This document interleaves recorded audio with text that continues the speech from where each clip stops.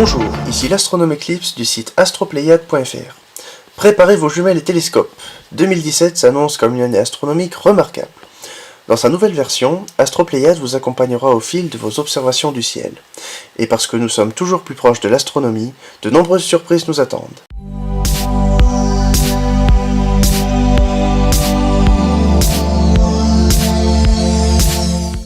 En 7 ans d'existence, le design d'Astropléiade n'a connu que quelques mises à jour majeures. La première en 2009, quelques semaines seulement après la mise en ligne du site, et la seconde en 2015. Or, le site vieillissant toujours plus, une refonte totale s'imposait. Depuis janvier 2017, le site Astropléiade est donc disponible dans une nouvelle version. Afin de proposer un site qui répond au mieux à la demande, un sondage a été diffusé d'octobre à décembre 2016. Plus de 250 personnes se sont prononcées sur leurs attentes vis-à-vis du site. Au passage, merci aux internautes qui ont participé à ce sondage.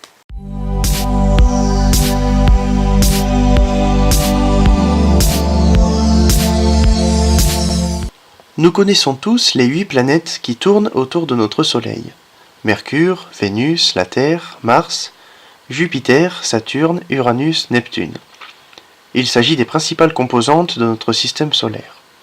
Toutefois, le Soleil n'est qu'une étoile parmi d'autres. À titre indicatif, on dénombre environ 234 milliards d'étoiles dans notre galaxie. Avec autant d'étoiles dans le ciel, il existe d'autres systèmes solaires.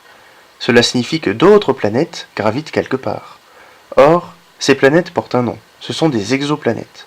On parle aussi de planètes extrasolaires. Par définition, une exoplanète est une planète située en dehors de notre système solaire. L'existence des exoplanètes n'est admise que depuis quelques années seulement. En outre, la chasse aux exoplanètes est une discipline relativement récente. 1995, première détection. Entre 1989 et 1995, deux astrophysiciens, Didier Queloz et son directeur de thèse Michel Mayor, étudient certaines régions du ciel depuis l'Observatoire de Haute-Provence. C'est durant cette période qu'ils observent un objet spécial. Il s'agit d'une étoile dont le comportement est tout à fait anormal. Cet objet sera par la suite caractérisé comme un Jupiter chaud. Ce Jupiter chaud est l'une des premières exoplanètes détectées dans notre galaxie. Cet événement intervient comme un bouleversement dans la communauté astronomique de l'époque. En effet, un certain nombre de scientifiques considéraient que notre système solaire était unique en son genre, d'autant plus avec des planètes aux allures différentes. Malgré les nombreux débats suscités à ce moment-là, la chasse aux exoplanètes a commencé à se répandre en tant que discipline nouvelle. Habitabilité, quels critères? On entend parfois parler de planète habitable. Cette caractéristique répond à des critères spécifiques. D'abord, l'exoplanète doit se situer dans la zone habitable de son système. Autrement dit, elle ne doit être ni trop près ni trop loin du Soleil autour duquel elle tourne.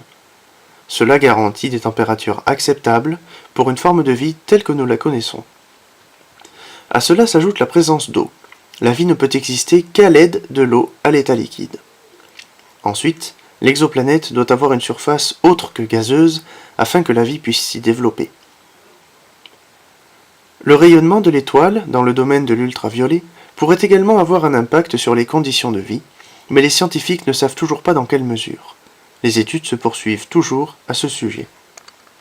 Que peut-on savoir des exoplanètes? Lorsqu'une planète extrasolaire est localisée, son observation permet d'obtenir plusieurs informations. Type de planète, rocheuse, gazeuse, période de révolution, période de rotation, envergure, diamètre, composition physique-chimique, température moyenne à la surface, distance par rapport à l'étoile, présence ou non d'atmosphère. On notera qu'une planète dite habitable ne signifie pas nécessairement qu'elle est habitée. Kepler et TRAPPIST, deux chasseurs d'exoplanètes. Le télescope spatial Kepler fait partie des premiers satellites dédiés à la recherche exoplanétaire. Cet instrument est à l'origine de la découverte de nombreuses exoplanètes entre 2009 et 2013. Après le lancement de Kepler en 2009, un autre instrument s'intéresse de près aux exoplanètes depuis 2010, il s'agit de TRAPPIST. TRAPPIST est un acronyme qui signifie Transiting Planet and Planetesimal Small Telescope. En français, petit télescope dédié aux planètes en transit et aux planétésimaux. Ce télescope est dédié à l'étude des exoplanètes et aux objets liés à leur formation. Dirigé à distance par le groupe d'origine cosmologique et astrophysique de l'Université de Liège, en Belgique, TRAPPIST est composé de 2 télescopes de type Ritchey-Chrétien de 60 cm de diamètre. L'un est installé à l'observatoire de La Silla au Chili, l'autre à l'observatoire d'Oukaïmeden au Maroc. Prochainement, TRAPPIST comportera 6 instruments.